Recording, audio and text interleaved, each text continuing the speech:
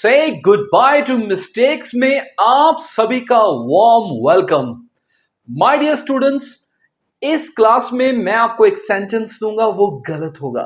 आपने वो सेंटेंस को करेक्ट करना है और अपनी इंग्लिश को करना है इंप्रूव। तो जल्दी से चलें। ये है हमारा सेंटेंस। इसके ऊपर लिखा ओप्स, समथिंग इज रॉन्ग, कुछ ना कुछ तो गलत है। चलें ये सेंटेंस देखें। ही as well as I am happy। इसका हिंदी में मतलब हम कहने जा रहे हैं वो और मैं खुश हैं। इसमें आपने बताना है कि गलती क्या है। क्या है जी इसमें गलती? चलो सीखते हैं। आज के बाद ये गलती आपने कभी नहीं करनी। मतलब खुश तो होना है आपने, ये गलती नहीं है, ये तो सेंटेंस है। अब ये है हमारा sentence, he as well as I am happy. आपको मैं बता रहा हूं गलती कहां पर है। गलती है जी यहां पर, यहां एम नहीं लगेगा। आप सोचेंगे सर आई के साथ एम लगेगा, तो लगेगा, आई के साथ एम ही लगेगा और क्या लगेगा जी। मैं आपको एक रूल सिखाने जा रहा हूं ग्रामर का, कंपैटिटिव एग्जाम्स में बहुत आता है। अब आप रूल की तरफ ध्यान दें। अगर दो सब्जेक्ट्स हों और वो एज वेल एज से कनेक्टेड हों, जैसे यहां पर फर्स्ट सब्जेक्ट है ही, सेकंड सब्जेक्ट क्या है यहां पर आई, दो सब्जेक्ट्स हैं। इन दोनों के बीच क्या लगा हुआ है? As well as. तो इंग्लिश ग्रामर का एक रूल है, यहां जो हेल्पिंग वर्ब लगेगी वो हमेशा फर्स्ट सब्जेक्ट के अकॉर्डिंग लगेगी। ये आपने भूलना नहीं। क्या कहा मैंने?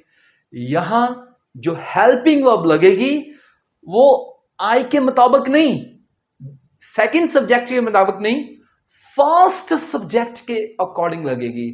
फर्स्ट सब्जेक्ट क्या है हमारा? ही है, तो यहां पर इज लगेगा। आप सोचेंगे सर आई के साथ इज कैसे लग जाएगा? जी रूटीन में नहीं लगता, सिर्फ इस स्ट्रक्चर में लगेगा जो एज वेल एज वाली हमारी स्ट्रक्चर है। अब चलते हैं आगे, एक और सेंटेंस बनाकर देखते हैं। सेंटेंस तो आए नहीं, ये तो इंडियन क्रिकेट टीम है, सेलिब्रेट कर रही है।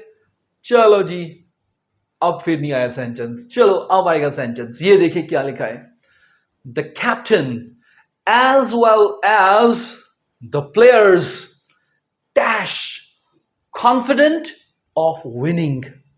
हम ये कहने जा रहे हैं कप्तान और प्लेयर्स कॉन्फिडेंट थे जीतने के। यहां इज आएगा, एम आएगा या फिर आर आएगा? बताएं क्या आएगा। मैंने अभी आपको एक रूल सिखाया है। क्या रूल था? एज वेल एज से अगर दो सब्जेक्ट्स कनेक्टेड हो, यहां कौन से दो सब्जेक्ट्स हैं? द कैप्टन और द प्लेयर्स।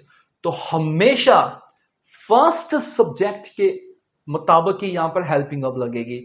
फर्स्ट सब्जेक्ट क्या है? कैप्टन, प्लेयर्स नहीं, कैप्टन है, तो कैप्टन के साथ हम इज लिखेंगे। तो ये सेंटेंस बन गया, the captain as well as the players is confident of winning. आप सोचेंगे प्लेयर्स के साथ सर इज कैसे आएगा? रूटीन में नहीं आता मेरे दोस्त, नहीं आता। सिर्फ एज वेल एज वाली स्ट्रक्चर में हम इसे लिखेंगे।